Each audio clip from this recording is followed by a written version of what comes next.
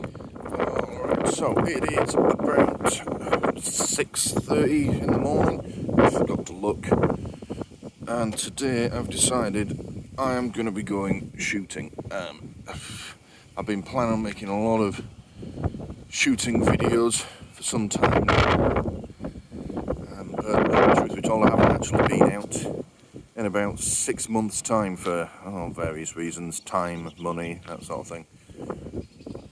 But I'm determined to go this time. As you can see, the sun's barely come up yet. So,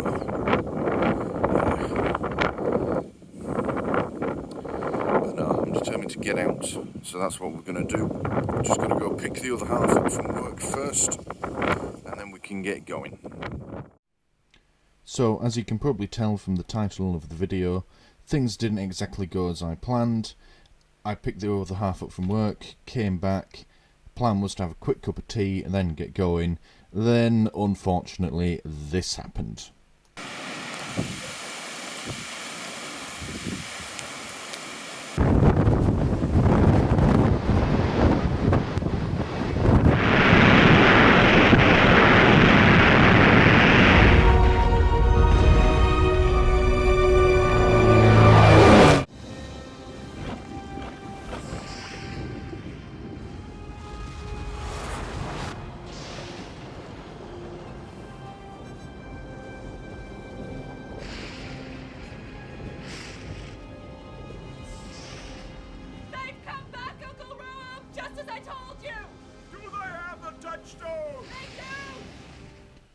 Alright, so that's not exactly what happened, really. Some of that was actually in Cornwall, about 200 miles away.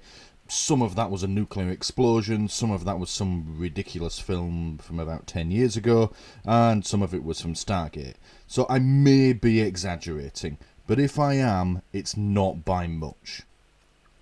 So what we're going to do instead is something that involves being nice and warm and dry and indoors, and that's a quick run through of all the guns that I own, so that if and when you see them in my future videos, you'll know what they are. Hello and welcome to another video on Pydeeny, doing stuff and filming it. I'm not Ian McCullen, although I am shamelessly ripping off his introduction style. Today we're going to be taking a look at my own airgun collection.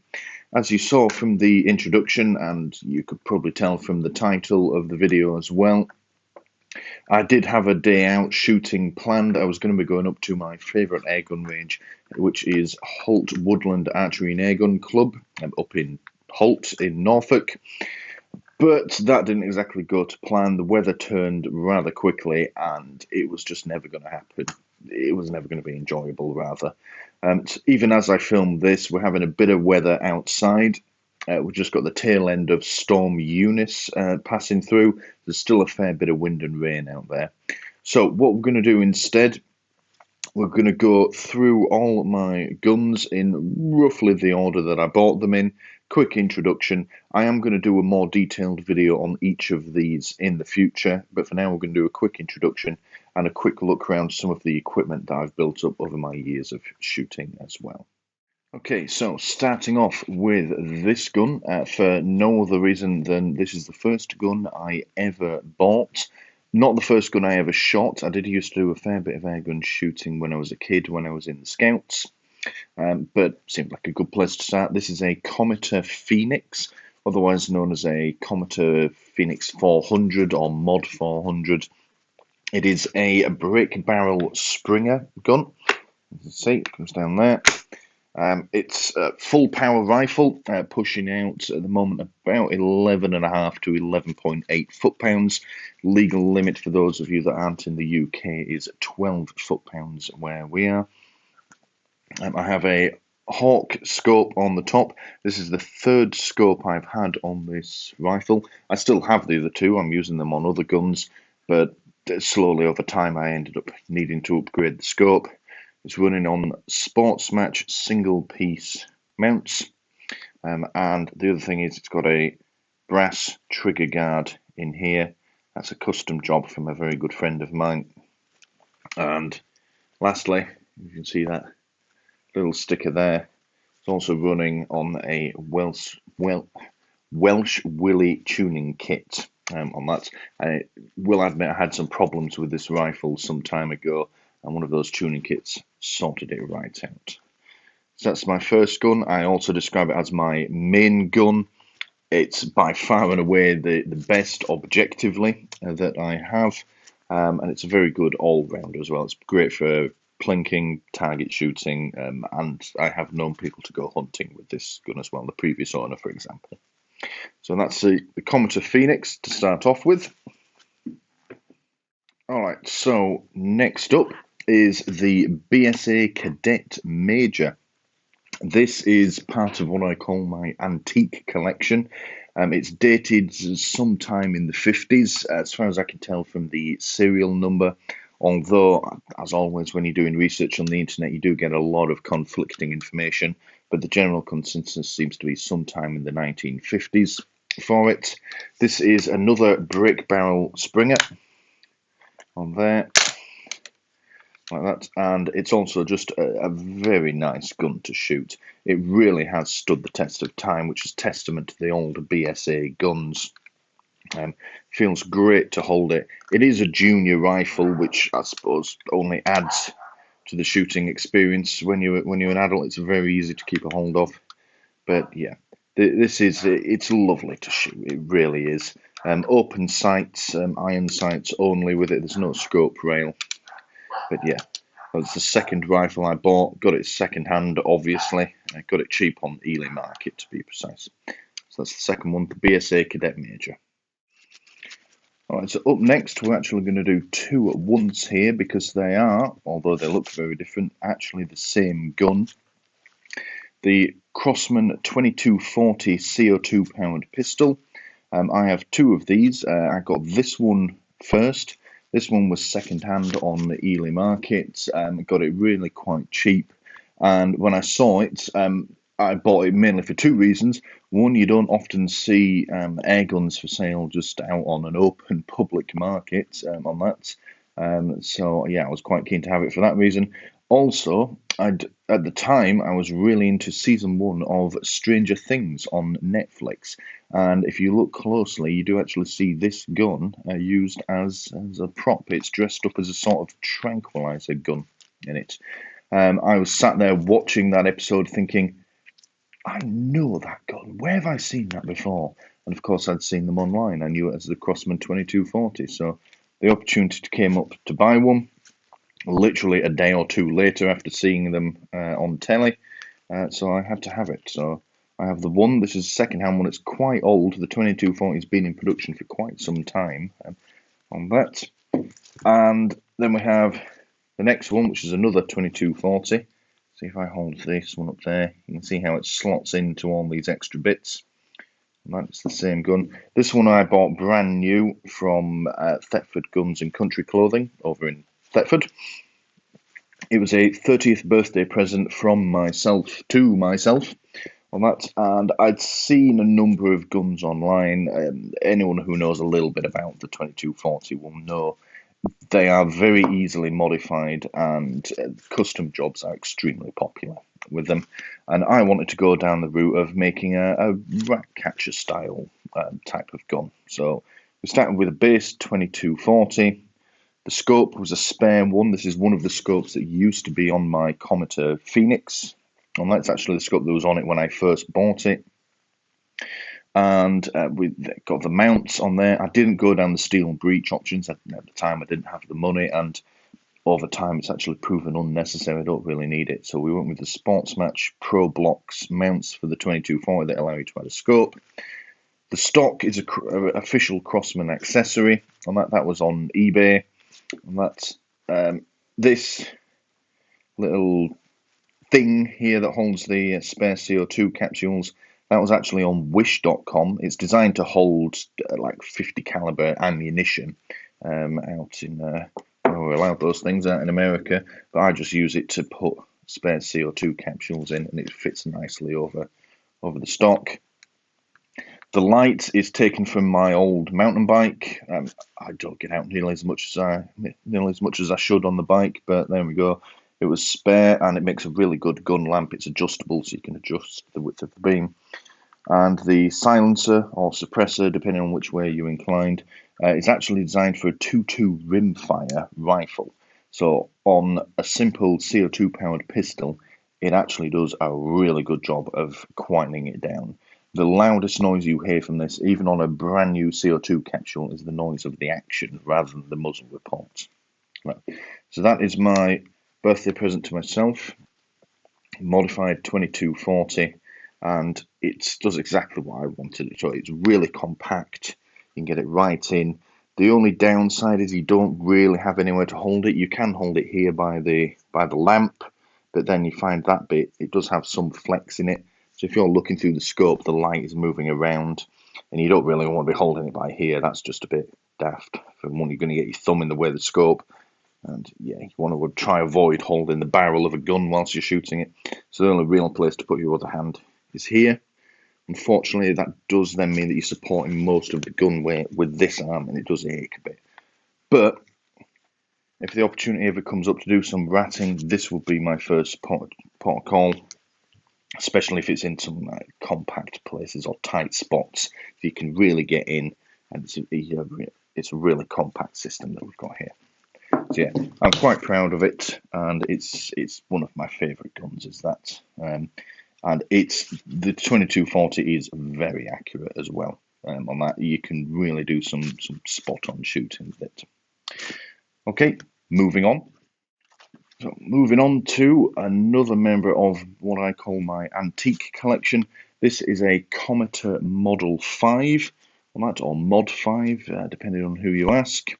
It's yet another brick barrel Springer. You can probably tell by now I'm a big fan of the old Springer rifles. Becoming a bit of a Comet fanboy, I'll admit. I really love my Comet Phoenix, so when the opportunity came up to get one of these on Gun Trader, just couldn't pass it up, really. The scope is the third scope that used to be on my Comet Phoenix. On that, it works. It's perfectly good. It's just that the Phoenix is better, so it needed a better scope on it. So this was lying around. It does come with a dovetail rail built in, so I had some spare mounts. Put it on. Why not? You do get open sights with it, but they're a bit poor. They are adjustable for windage and elevation, but yeah, they're not that good. So I decided not to use them. And that's simple single stage trigger. No safety. I believe this was a junior rifle, and it's dated approximately the same as the BSA Cadet Major, although I don't personally believe it's quite as old. So yeah, that is the Comet Model 5.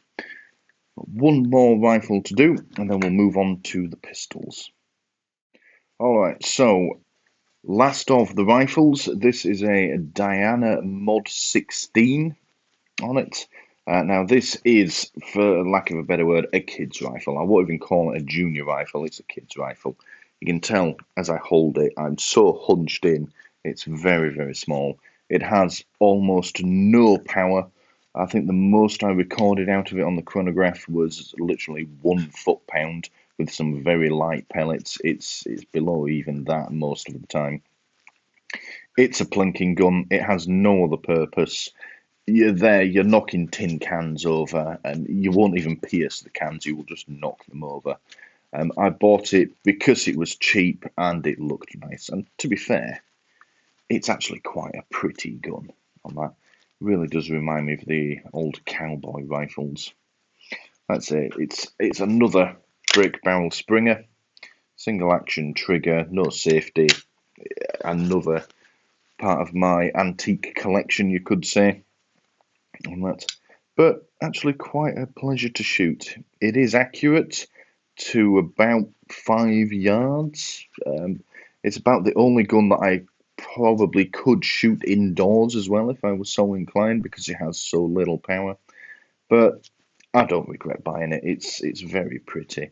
I've looked into restoration and power gains, but there's not really much to be had, and not much point even if you do get them. So yeah. That's the Dina Model 16. The smallest, least powerful, but I have to say probably one of the prettiest guns I own. All right, so that is it for the rifles. Let's move on to the pistols. Alright, so first of the pistol collection, and starting with this, the Gamo P900. Starting with it for the same reason as I started with the Comet Phoenix. This is the first pistol that I owned. It is another brick barrel Springer. You bring it all the way down like that to cock it. Although technically it's not actually a Springer. This is the IGT version. It's Gamo's inert gas technology. It actually has a gas ram inside of it in place of a spring. They do a Springer version, but that wasn't in stock when I went to buy it, so I had to get this, which was slightly more expensive. It's another plinking gun. It is accurate out to about 10 meters, which is about the most you can really expect from a pistol anyway on that. The sights are pretty good. You have a luminous yellow bit and then a red fibre optic part at the front. It does the job. On that, it's great for plinking. You can plink all day with it. Being a break barrel, it will just keep on going and going for you. But that's about the limit of it. You're not going to win any competitions with it. It's just you just don't have the right sights, and of course, who uses a Springer in target competitions? And it's certainly not suitable for hunting. None of the pistols are. I've yet to actually see a pistol, with the exception of a modified 2240 or a 2250, that can be made suitable for hunting. So yeah, that is the Gamo P900. Alright, so next up is another Gamo. This is the Gamo P25 blowback. This is a lot of fun, as any blowback pistol is. It will shoot as fast as you can pull the trigger. You have a 16 round magazine, which is in 2 lots of 8. You put 8 in this little wheel here at the top, and 8 in the next one.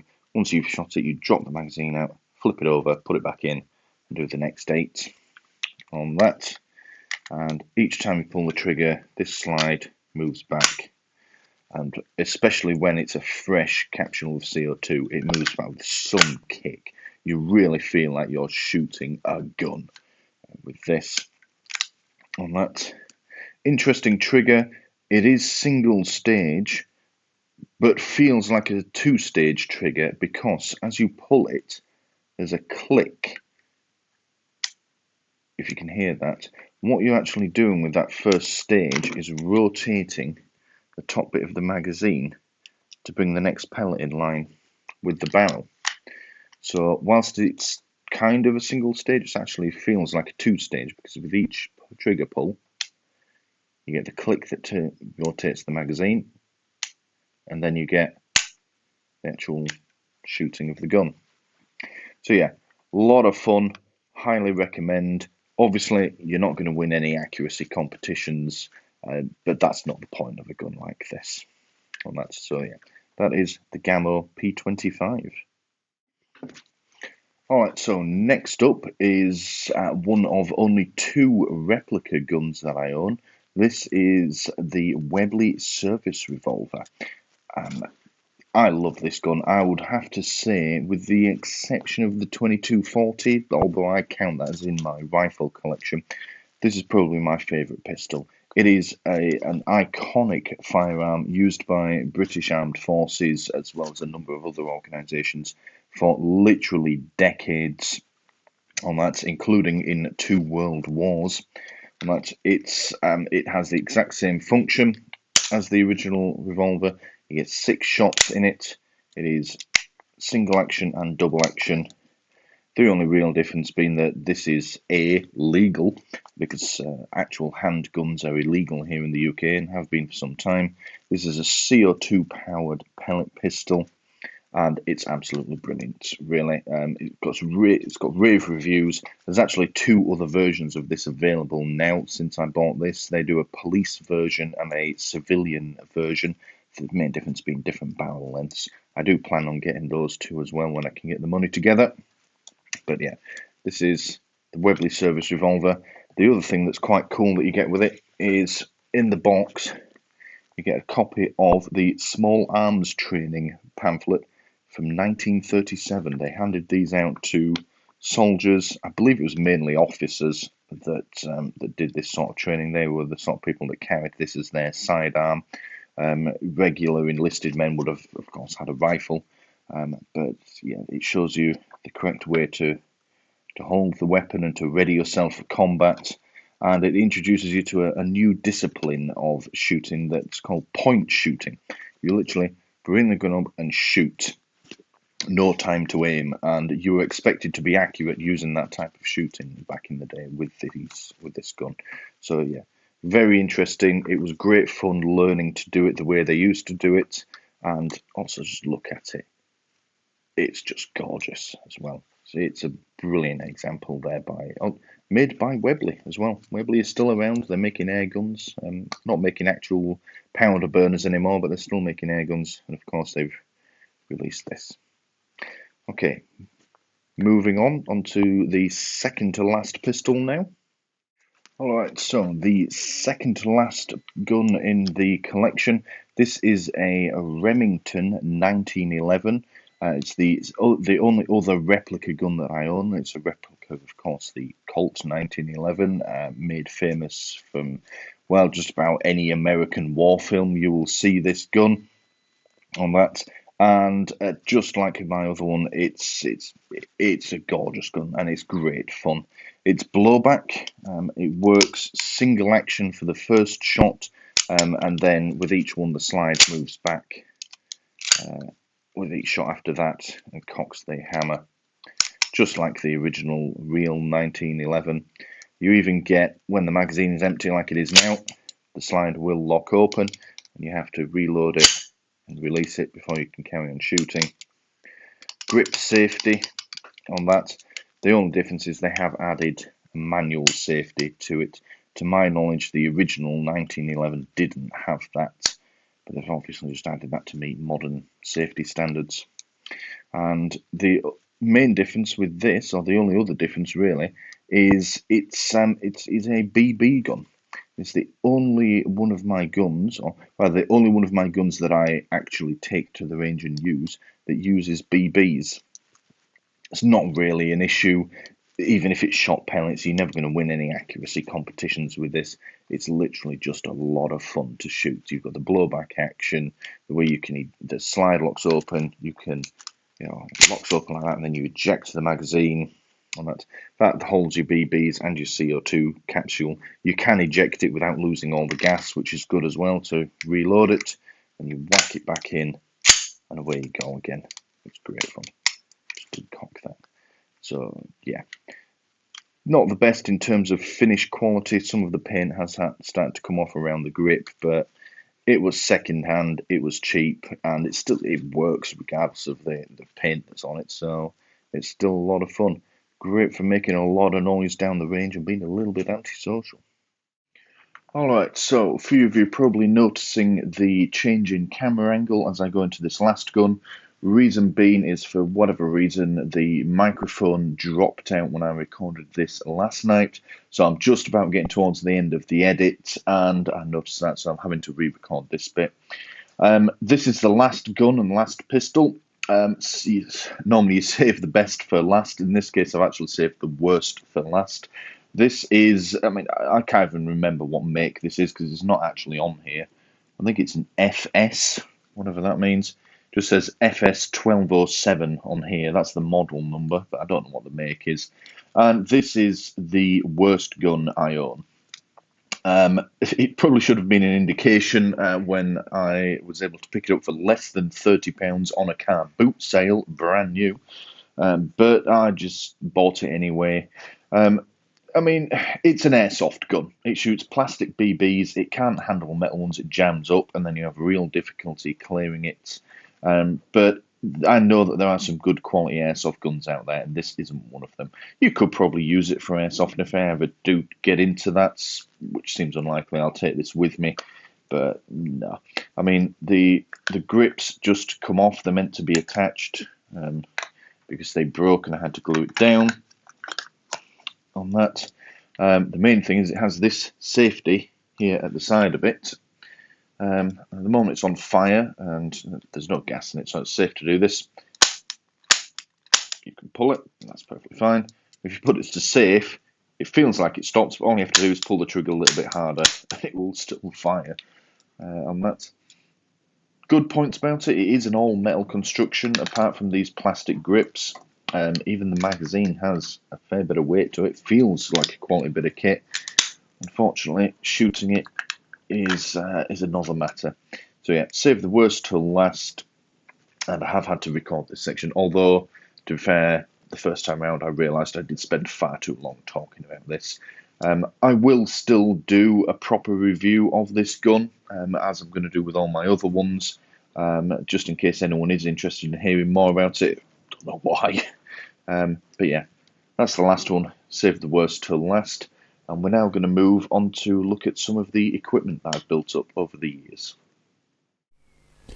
Alright, so contrary to what I've just said a couple of seconds ago in this video, I was going to do a walkthrough of all my other equipment, but that section of footage is actually just over 17 minutes long all on its own, and doing the edit now, I'm acutely aware that this video is already a bit longer than I originally intended it to be.